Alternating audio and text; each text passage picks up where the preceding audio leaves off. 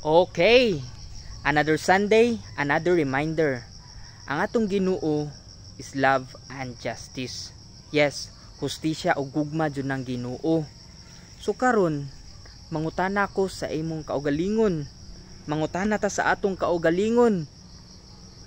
Kung kita mas bugat ba atong pagkamakakasala? Or mas bugat ang atong kinabuhi na kauban si Jesus Christ? Kaya ang Ginoo balanse na siya, gugma o hustisya. Busa karon pangutana ang imong kaugalingon, kung asay mas bugat ana ang pagkamakakasala ba nimo or ang kinabuhi ngadto sa Ginoong Hesus? Para sa pag-abot sa panahon na kita hukman ni ining kalibutana, andam kita pag-atubang dito sa Ginoo.